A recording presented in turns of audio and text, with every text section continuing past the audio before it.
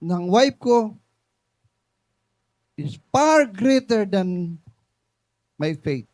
Pag ikaw nagmamahal, hindi mo iniisip magkano yung ibibigay mo. Kung tinawag ka ni Lord, ipoprovide niya yan. When we offer what little we have to God and obey His instruction, He multiplies it beyond our expectation. Kaya yung mga nanay, they carry faith that moves mountain. Kaya tayo, mga anak at mga husbands, gawin natin yung part natin.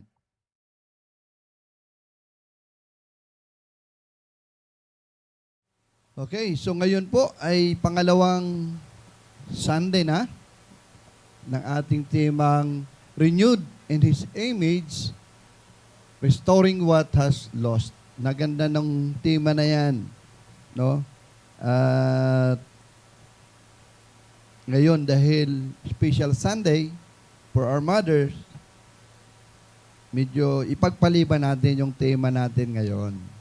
Bigyan natin ng mas magandang mensahe at alay natin sa ating mga nanay ang mensaheng ito.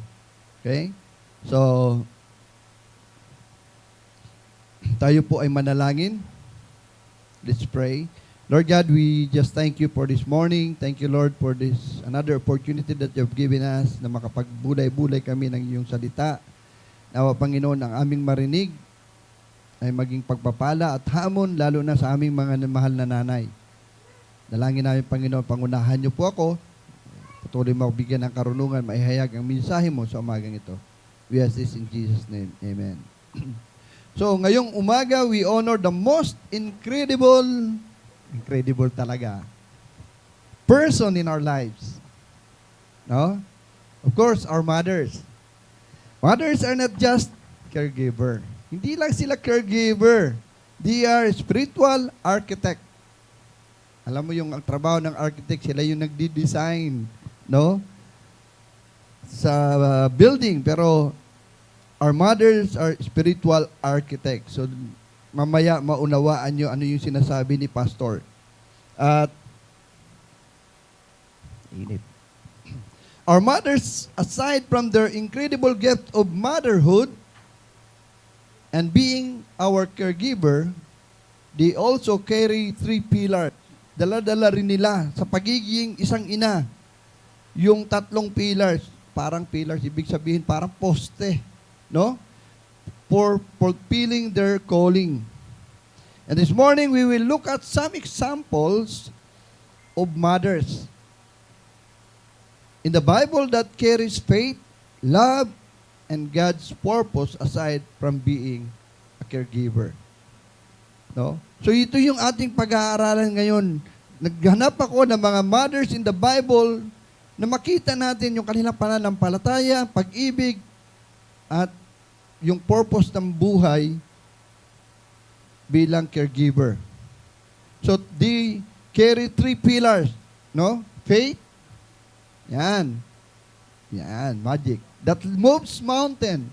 Alam nyo, yung mga nanay natin, matindi, masigit yung kanilang pananampalataya kaysa sa atin na mga tatay. I remember nung nag-start ang SBCF, no?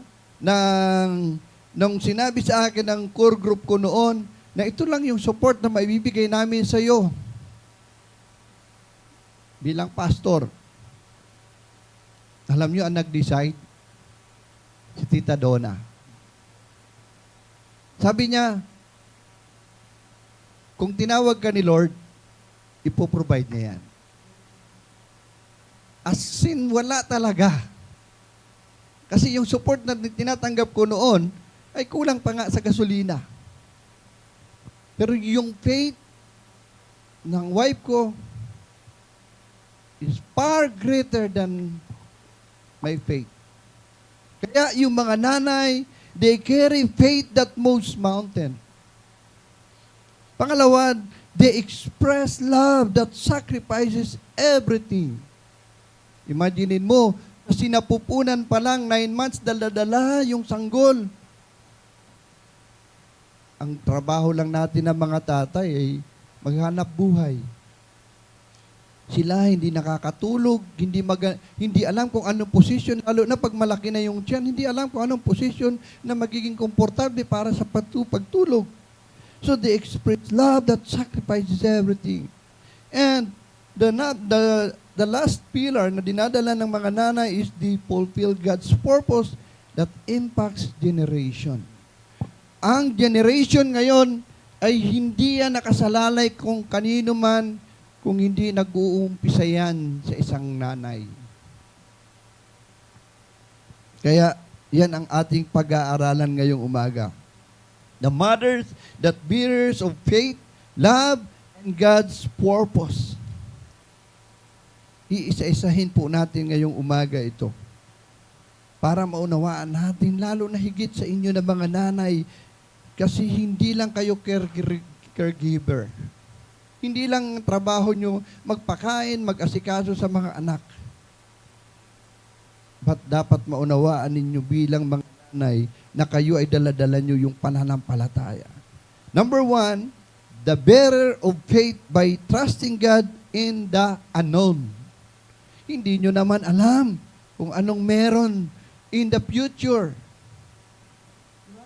Pero ganyan talaga yung mga nanay. Mas malaki ang kanilang pananampalataya sa Panginoon. Kahit marami mga hindi tiyak na maaring mangyari sa mga susunod na panahon or araw. So makita natin dito, yung ating passage, basahin natin sa Luke muna. Luke chapter 1, verse 26 and 28. Please help me read those passages. Pakibasa nga muna, yung passage muna, ate. Yan. Ba't nauna pala yan? Yan, yun yung passage. Yan. Ano sinasabi dyan?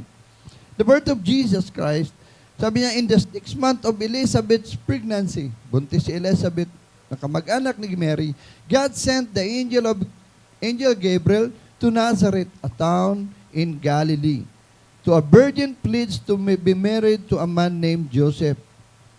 Alam natin yung kwento ng Christmas. Si Mary naka-engage engage na sila ni Joseph, na descendant ni David. The virgin's name was Mary. The angel went to her and said, "Greetings, you who are highly favored. The Lord is with you." Mary was greatly troubled at his words and wondered what kind of greetings this might be. But the angel said to her, "Do not be afraid, Mary, you have found favor with God.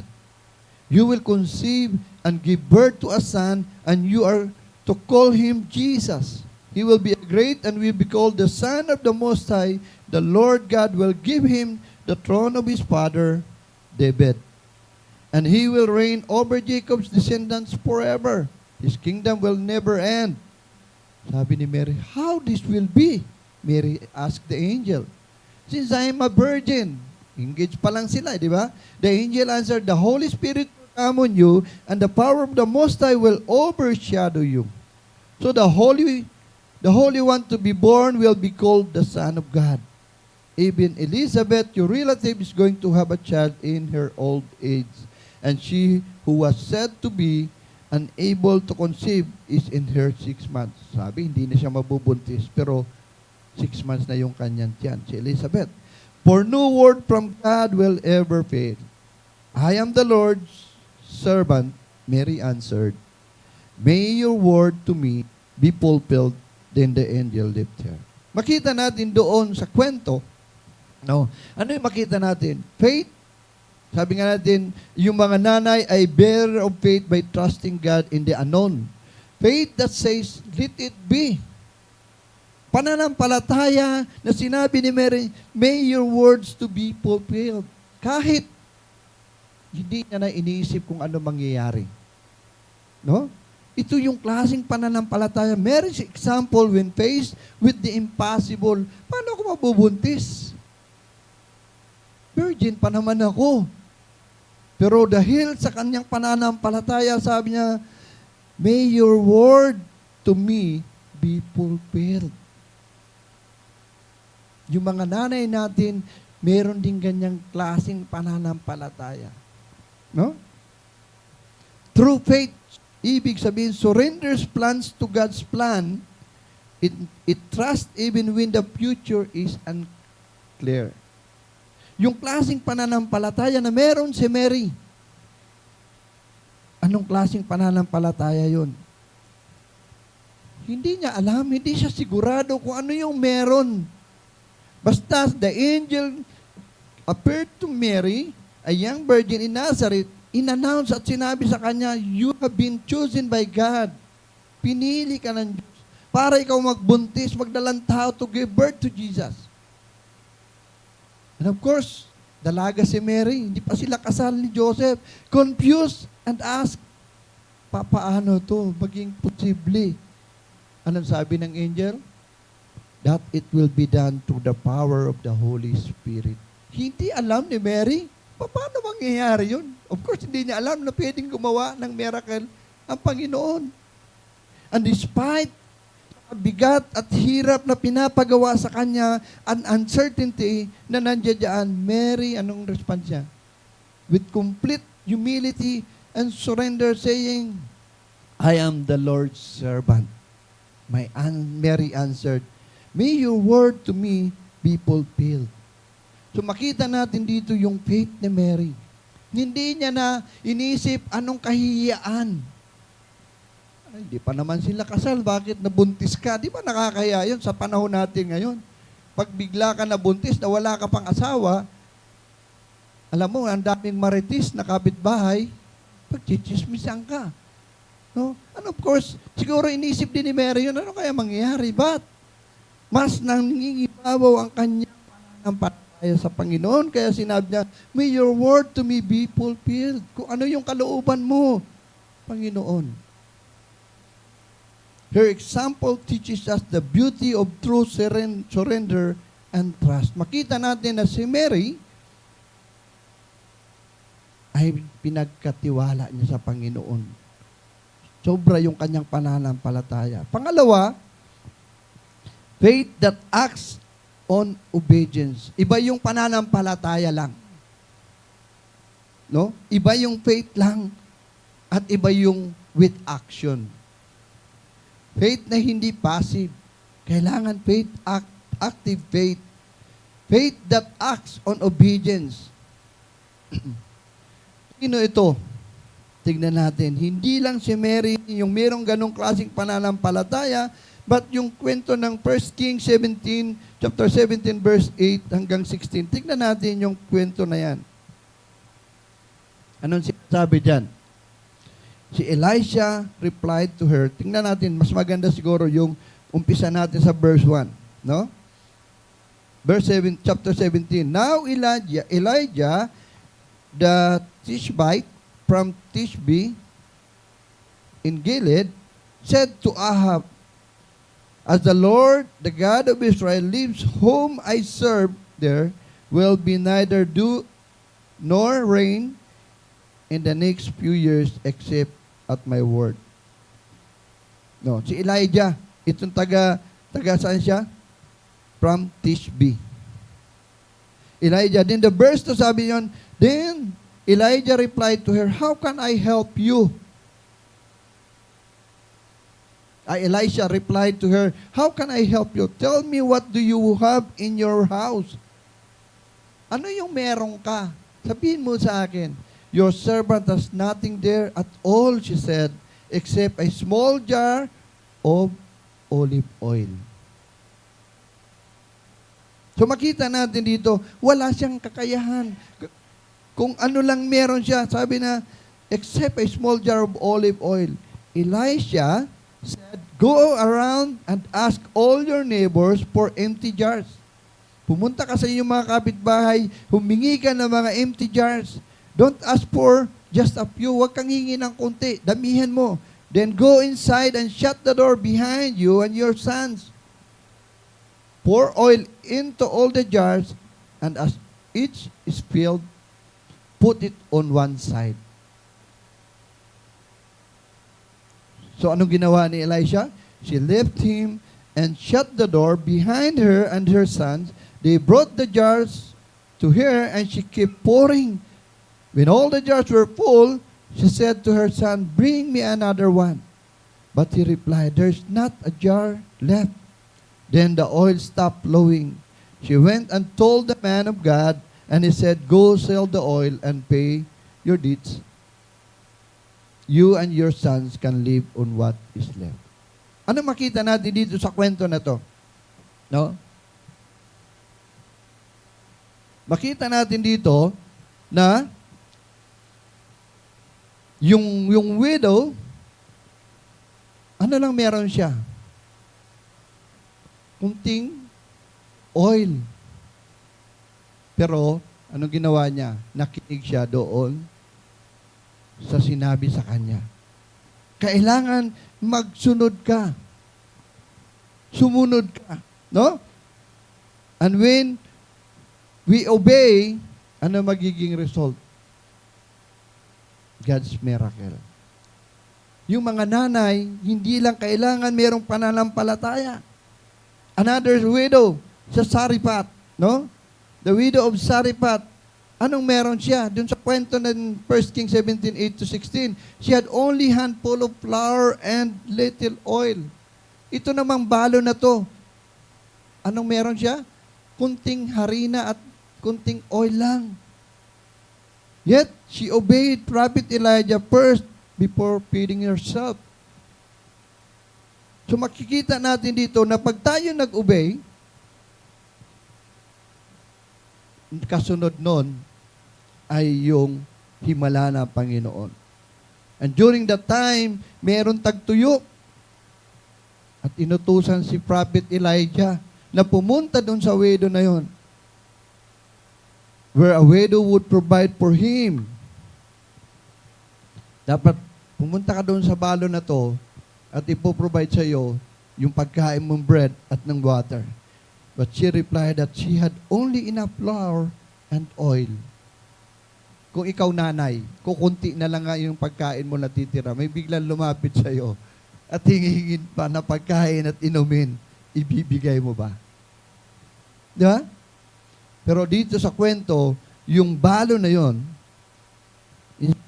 yun na lang ang natitira niya, konting harina at konting oil, anong ginawa niya? Sinunod niya si Elijah. Elijah told her not to fear, promising that God would keep her supplies from running out until dumating yung tag-ulan.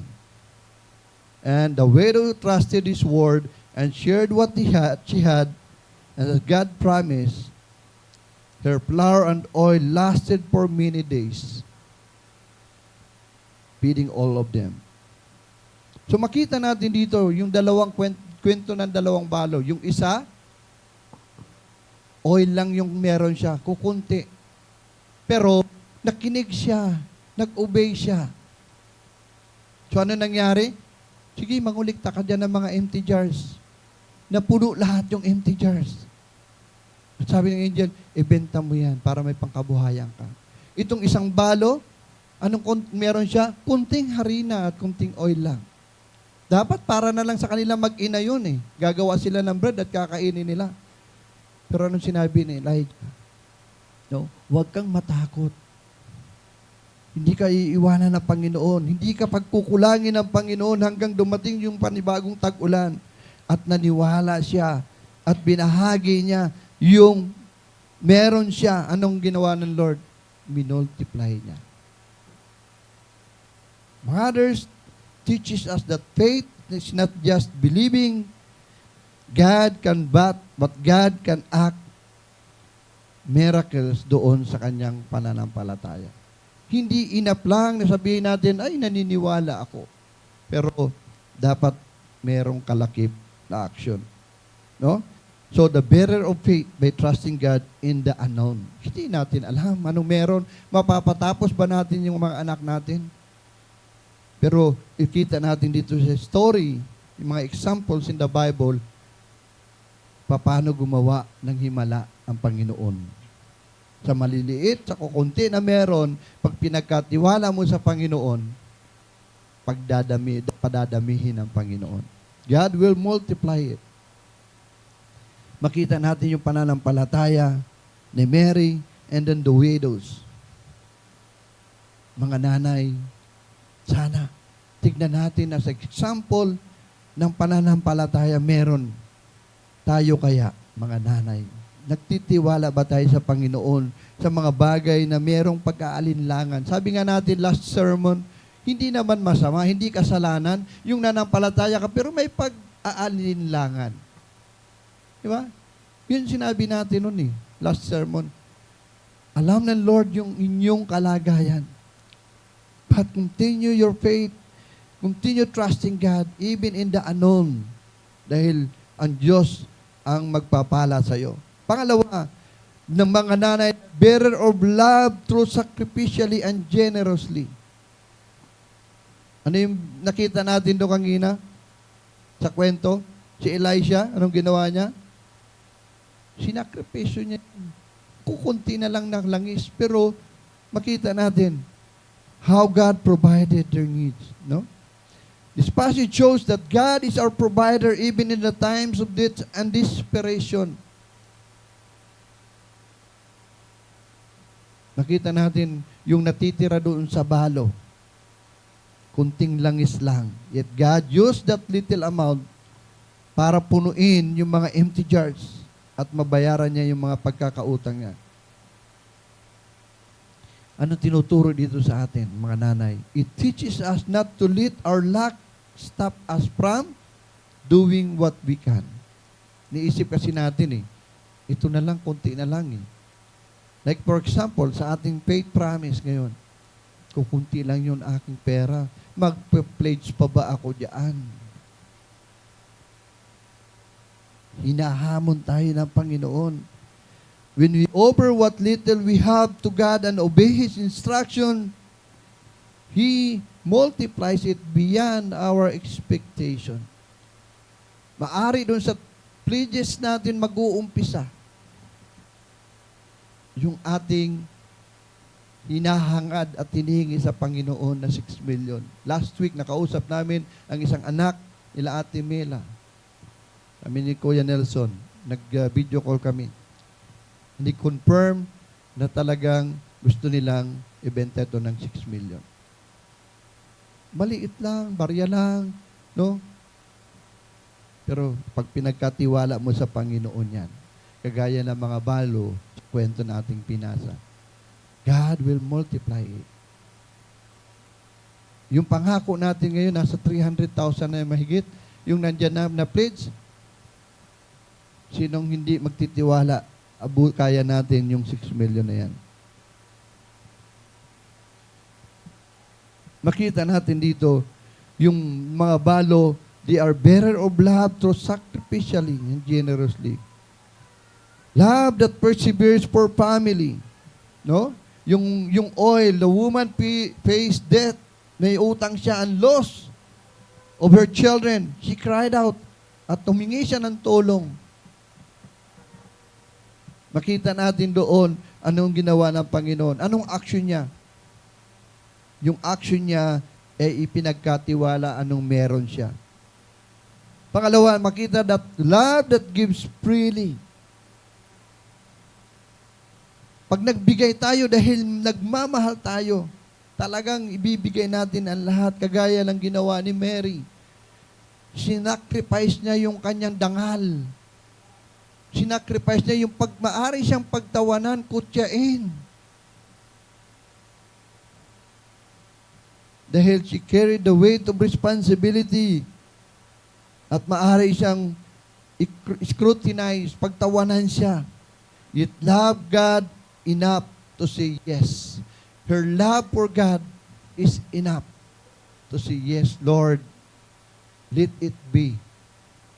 Di bali, ano man meron diyan, pagtawanan man nila ako, pero susundin kita dahil nananampalataya ko sa iyo. Love is not about how much you have, but how much you are willing to give.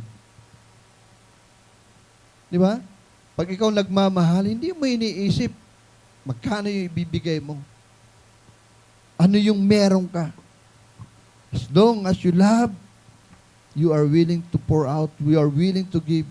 Ganyan yung mothers, mga mothers natin. Mothers reflect God's heart of generosity. I'm sure walang nanay dito na nagdadamot sa kanyang anak. No? Walang nanay na nagdadamot sa kanyang anak. Dahil ang isang nanay, yung isang karakter niya ay siya'y bearer of love through sacrificially and generously. Pag nagbigay talaga yan, bigay lubos-lubos talaga pagbibigay niyan bilang nanay. Pangatlo na makita natin dito, the mother is the bearer of God's purpose, living spiritual legacy. Kanina, nakita natin doon, no? Ang ganda ng testimony na binahagi ni Sister Heidi tungkol kay Shad. Pag ang bata naturuan natin ng tama, paglaki niyan, dala-dala niya yan. Sabi nga, train up a child in the way he should go. When he is old, he will not depart from it. Bilang nanay, dapat ang itinuturo natin ay papaano siya maging, ano maunawaan niya, anong purpose ng Lord sa buhay niya.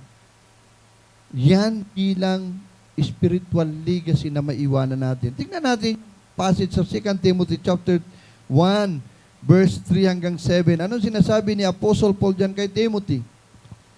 Sabi niya, I thank God whom I serve, as my ancestors did, with a clear conscience, as night and day, I constantly remember you in my prayer. Alam natin yung kwento. Si Timothy, siya yung alaalalay ni Apostle Paul. Sabi niya rito bilang pasasalamat, nagpapasalamat ako sa Diyos na aking pinaglilingkuran, as my ancestor did. With a clear conscience as night and day, I constantly remember you in my prayer. Sabi niya kay Timothy. Recalling your tears, I long to see you, so that I may be filled with joy. I am reminded of your sincere faith, which first lived in your grandmother Louise and your mother Eunice. And I am persuaded now lives in you also. Saan nakuha ni Timothy yung matinding pananampalataya? Sa kanyang lola at sa kanyang nanay. So, makita natin dito, no, na bilang nanay, meron kayong tungkulin. Ito yung maaring legacy na pwede niyong iwanan sa inyong mga anak. Verse 6, sabi, for this reason I remind you to fan into flame the gift of God which is in you through the laying on of my hands. For the Spirit God has given us does not make us timid, but give us power, love, and self-discipline. Ano makikita natin dito? No? As bearer of God's purpose, living a spiritual legacy. Maari wala ka mang kayamanan na iwan sa iyong mga anak. Pero bilang nanay, kagaya ng lola at nanay ni Timothy, anong iniwan niyang legacy? Sino si Timothy? Di ba? Wala man tayong kayamanan na iiwan sa ating mga anak. Pero kung tama yung ating itinuro sa kanila habang sila'y lumalaki, dadalhin niya yan. Dadalhin niya yan. It is important for us, parents, especially mother. Meron kayong dala-dala, responsibilidad na ituro sa kanilang sa ating mga anak at maunawaan nila ano ba ang purpose ng Lord sa buhay nila. Dahil yan ang iiwanan yung spiritual legacy. Passing the baton of truth. Tinuturuan ba natin sila ng katotohanan? Nakikita ba sa actions, words and actions, nakikita ba ng mga anak ninyo? Kaya sabi ni Paul, ni-remind niya si Timothy of the sincere faith that dwells first in his grandmother Louise and his mother Eunice. Pinaalalahanan ni Apostle Paul si Timothy. Yung nakikitang pananampalataya sa iyo na nag-umpisa, nag-ugat sa iyong lula at sa iyong ina. Sana mga anak natin, pagdating ng araw, no? Pag sinabi ganito, sino yung nanay niyan? Kasi magandang iniwan na legacy. We need to pass the baton of truth. Ano ba yung binibigay natin, pinapasa natin sa ating mga anak, sa next generation? Nalaman ba nila yung katotohanan patungkol sa iyong pananampalataya bilang ina? Anong impact noon pag ating ginawa yan? They did not just raise a child, but they raised a man of God who changed history. Dahil tama yung pagpapalaki ng lula at nanay ni Timothy, kaya siya naging Timothy ni Apostle Paul. Yeah? Pinasa niya yung next legacy sa mga anak niya. Bilang bearer of God's purpose, living spiritual legacy, number 2, makita natin, your mother, you have the responsibility of shaping the character and calling ng inyong mga anak. Kung makita natin doon sa 2 Timothy chapter 1, verse 7, says, for the Spirit God that give us does not make us timid, but give us power, love, and self-discipline. No? Dapat ituro natin na yung mga anak natin, hindi sila mahiyain, hindi matakutin, dahil ang binigay ng Panginoon sa atin na Espiritu ay hindi timid, but God give us power, love, and self-discipline. Dapat yun ang itinuturo natin sa mga anak natin. Dahil kayo mga nanay, you plant seeds of courage, kindness, and wisdom. Ano kaya nakikita ng mga anak natin sa mga nanay natin? No? Mga kapatid, God uses mothers to shape destinies and build His kingdom on earth. Walang ibang sisihin kung yung mga anak ay pasaway. Kaya nga ngayon, pag minor ka, di ba, minor ang anak mo, nagkasala sa batas, magulang ang dapat kinukulong. Dahil dapat ang magulang siyang unang nangangaral sa kanya mga anak. Tignan mo ngayon ang inyong mga anak. Hindi natin sila masisisi. Dahil tayo ang may responsibilidad kung paano sila hubugin.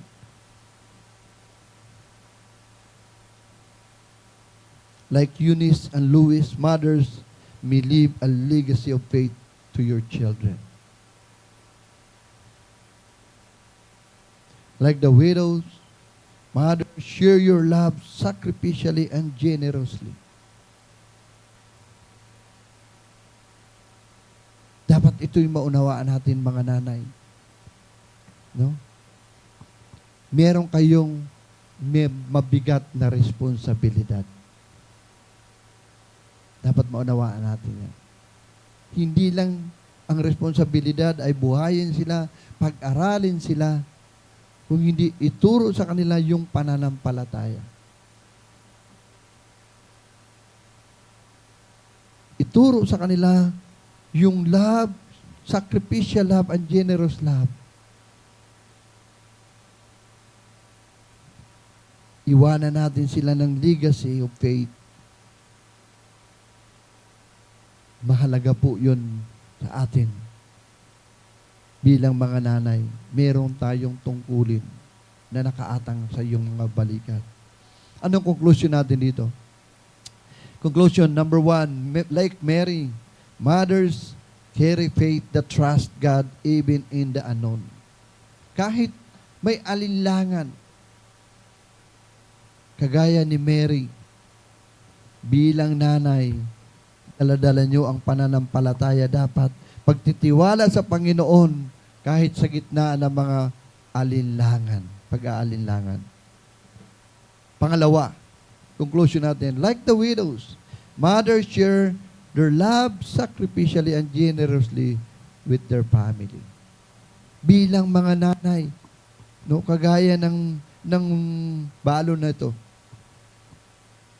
binahagi nila yung kanilang pagmamahal sacrificially. I know naman, ang mga nanay natin talagang sacrificially yung ginagawa nila. dapat sana ma-remind tayo ng kwento ng widows na to. Di sila nag-alinlangan. And like Eunice and Luis, mothers, you may leave a legacy of faith to your children. Sana yung mga next generation natin ay magiging mabuting generation. Dahil ginampanan natin ang ating tungkulin. Anong challenge sa atin? Ito yung challenge ko, hindi sa mga nanay. Ang challenge ko para una sa mga anak. Children, honor your mothers. Kahit makulit ang inyong nanay, may kakulitan na, igalang sila't mahalin. Dahil sa ginawa nila sa inyo. I cannot imagine papaano ko palalakihin yung anak ko kung wala si Tita Donna. Sabi ko nga kay Tita Donna, minsan, sabi ko, kung ako una mamatay, of course, malulungkot yung mga anak ko. Yung apo ko malulungkot. Pero hindi ganun ka tindi yung impact sa kanila. Bakit? Wala naman akong masyadong ginagawa sa kanila. Paghahatid sundo lang. Yeah? Pero kung si mami nila ang nauna kinuha ni Lord, hindi ko alam ano mangyayari kay Steven at kay Ana.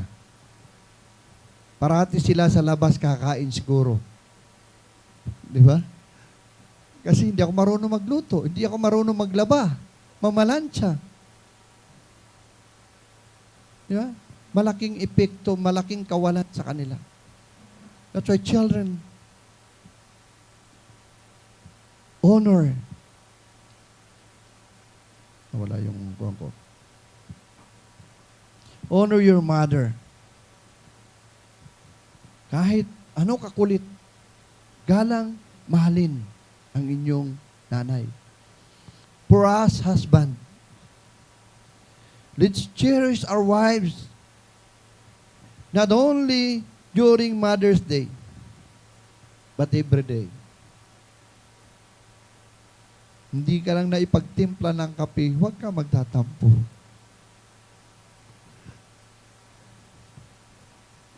But every day, let's cherish our wives and let us support the women who carries God's purpose in their heart. Dahil yung pagiging nanay ay hindi biro. Totoo yan. Hindi biro yung ginagampanan ng nanay sa kanilang mga anak at sa kanilang mga pamilya. Kaya tayo, mga anak at mga husbands, gawin natin yung part natin. Imagine mo pag uwi mo ng bahay, may kakainin ka, may isusuot ka.